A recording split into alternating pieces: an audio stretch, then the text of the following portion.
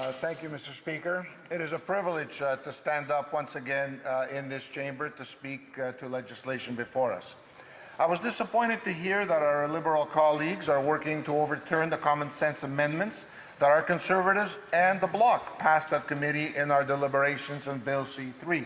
It's not surprising that they're getting help from their traditional coalition partners, the NDP. The Liberals have turned our immigration system into a nightmare, Mr. Speaker. Now they want to pass even more legislation that won't fix the issues that they have created, but will continue to add to this huge mess.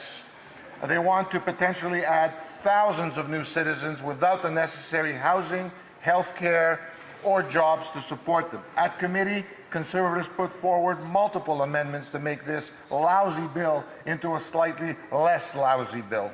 I'd like to thank our Bloc colleagues who worked with us to get these amendments through the committee.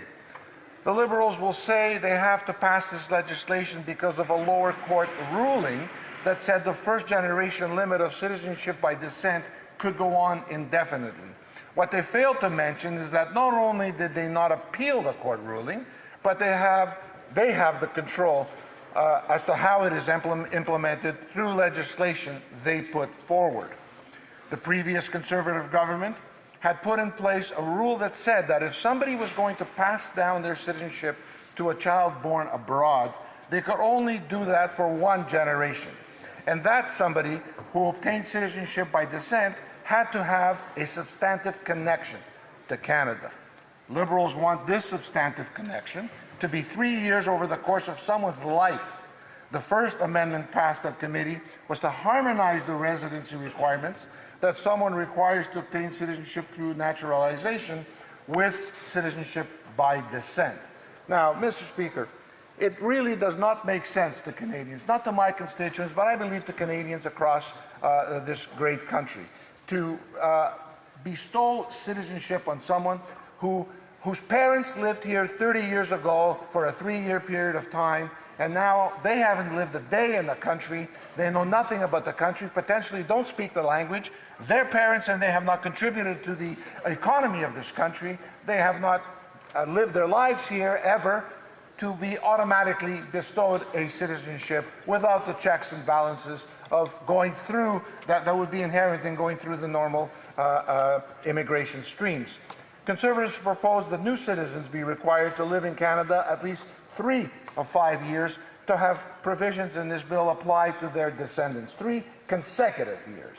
Given that this Liberal government has shamefully dropped the ball repeatedly on conducting thorough criminal background checks for immigrants, providing proof of 3 years of residency within the 5-year period over the entirety of somebody's life, will cause huge administrative problems and carry a high risk of fraud. How is an immigration officer supposed to verify 3 years of physical presence using records that could be decades old and may not exist? Just to clarify that so there's no confusion. They want 3 years over the course of somebody's life. And we are proposing 3 years over a 5-year period. That's a reasonable change. That was supported by the Bloc and passed at committee, but we now read in today's news that the NDP has partnered with the Liberals to vote down this very, very important amendment. This will also make the massive processing backlogs the Liberals have already created even worse, hurting genuine immigrants waiting for service. The second amendment passed at committee was to add a language component, Mr. Speaker. I would argue it is hard enough for new citizens to establish themselves and get ahead in Canada as it is not requiring that they speak either a little bit of either one of Canada's official languages, English or French. How can one integrate and actively participate in Canadian society if they are unable to communicate or speak one of our official languages? Our citizenship laws need to help immigrants become integrated into Canada, not push them further away.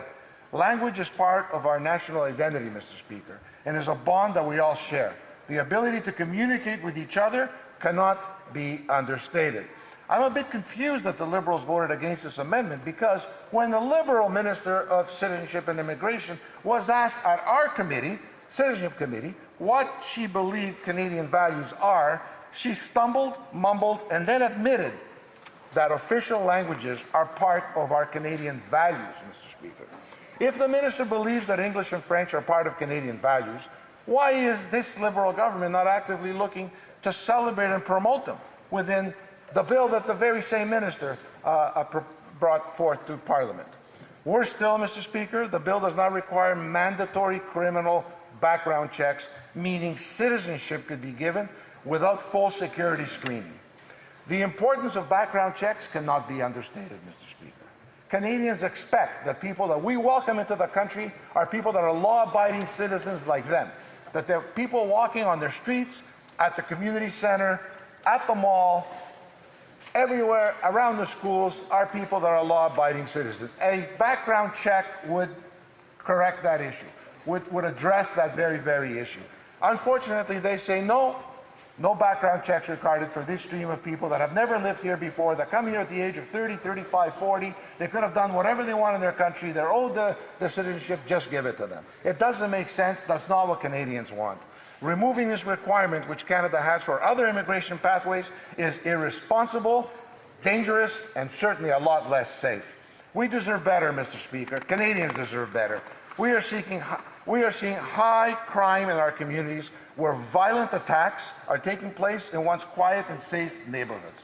Not requiring background checks for new citizens puts Canadians at risk and will only worsen crime seen in our communities. Mr. Speaker, the Liberal government is acting irresponsibly by putting forward legislation that will make critical issues worse.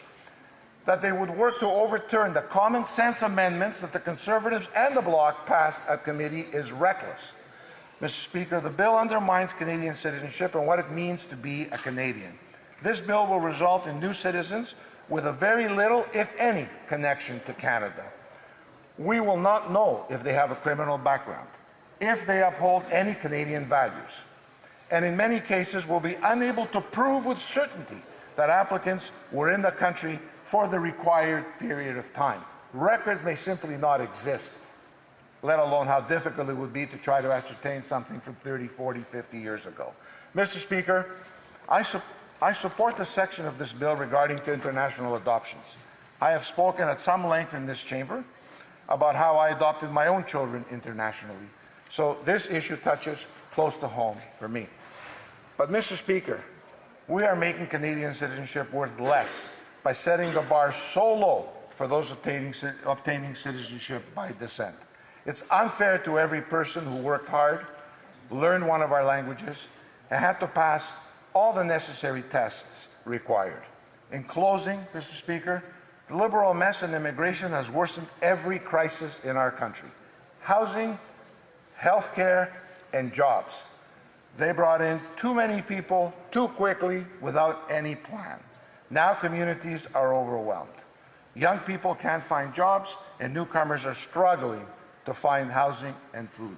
Mr. Speaker, unemployment right now amongst youth in the Greater Toronto Area is hovering around 20%. Already with the Liberal plan, what they've done with international students, what they've done with temporary foreign workers, has overwhelmed the system, where our own youth in Canada cannot find entry-level jobs that were readily available to most of us in this House when we were their age. Now they want to bring additional people, add to the system without proper checks, without proper backgrounds, to put an even bigger strain on housing, healthcare, and jobs. There are people waiting in the Greater Toronto Area and hospitals across the country, 5, 6, 7, 8 hours to get service, and they can't get that service. And the Liberals are saying, never mind doing any background, never mind. We've now found another stream. Let's add to the system. We found another stream, and we're going to make it so easy for them they could just walk into the country. This bill will continue to add to the chaos, Mr. Speaker. It cheapens Canadian citizenship. It requires yet more bureaucracy, and it worsens the trust in our immigration system that was once the envy of the world. Thank you. Questions and comments. Question and commentaire. The honourable member from Madawaska, Restigouche. Thank you, Mr. Speaker. I'd like to remind people that naturalization comes from immigration in Canada rather than citizenship by descent is when someone is on Canadian soil. Immigration by descent is not an immigration program. It's false to affirm the contrary. And I'd like to know why my colleague keeps repeating this false statement in the House in this debate. Thank you. The honourable member for Aurora Oak Ridges, Richmond Hill. Mr. Speaker, the member probably hasn't read the bill in its entirety, and he probably doesn't understand the impact this bill will have. There are going to be people walking in his community, Mr. Speaker, that come into the country that have not had any background check, that do not speak the language, that simply said, you know what, my mother and my father was here 30 years ago. They graduated from university, were able to obtain citizenship back then. They then moved out of the country. I was born in that country. I don't speak the language. I had committed 5, 6 crimes, but now that my country knows who I am, that I'm a criminal, let me go to Canada where I'll be welcomed into the country. What the member opposite does not understand is the danger to the safety of our communities with this ridiculous legislation. Questions, comments? Qu'est-ce qu'il y a un commentaire? L'honorable député de la... The honourable member for La Pointe-à-L'Île. I'd like to know what my colleague thinks. This bill, aside the semantics about naturalization and immigration by descent, someone could receive their citizenship and then spent 3 out of 60 years in Canada, and their children never lived in Canada and can obtain citizenship without knowing one of our languages, not passing a safety check. So what does my colleague think of all this issue? How come they want such conditions that lack rigor when they're giving citizenship by descent? Richmond Hill. Thank you, Mr. Speaker. I want to thank the honourable member for his question. It's very well thought out. Clearly, he's led the legislation, and he understands the impact it's going to have in our communities. It really does not make sense in any way, shape, or form to think that someone who lived here 50, 60 years ago can bestow citizenship in perpetuity to generation after generation after generation because simply they were here 60 years ago without having contributed 1 minute of their life in any of our Canadian provinces or territories. Thank you. Questions and comments? The honourable member for Cloverdale, Langley City. Being Canadian is something people around the world dreamt of, and for good reason. Our immigration system used to be the best, fair, predictable, and built on hard work, but now it's a mess. Millions of temporary residents, hundreds of thousands of undocumented, and endless backlogs. Instead of fixing the problem, Bill C-3 makes it worse, handing out citizenship without real connection and commitment. It seems that this government doesn't understand that the system is in cardiac arrest. Is there any reason why the Liberals refuse to fix this problem? The honourable member for Aurora Oak Ridges, Richmond Hill. Thank you, Mr. Speaker. Mr. Speaker, the only thing I can point to is truly the only word that comes to mind is incompetence. We're now seeing the 7th Liberal immigration minister in the last 10 years. This bill is actually a copy of a previous bill. They just changed the title of from Bill C-71 in the previous Parliament. We're going to make it Bill C-3 now, and we're going to introduce it. And we're going to introduce it in the month of May, June. And then, Mr. Speaker, they took the summer off. They all went home. They didn't do any consultations across the country. They did not reach out to communities. They didn't want to listen to people. And you know, they think that the proper way of presenting the bill or defending the bill is by having the government whip sit in his space and think that he's properly representing the people of Kingston and the islands by heckling when someone is speaking in the House. This is not a serious government. Not a serious government, Mr. Speaker. If they were serious, they would be putting Canadians' interests first and not their political nonsense and partisan politics first. Thank you, Mr. Speaker. Thank you.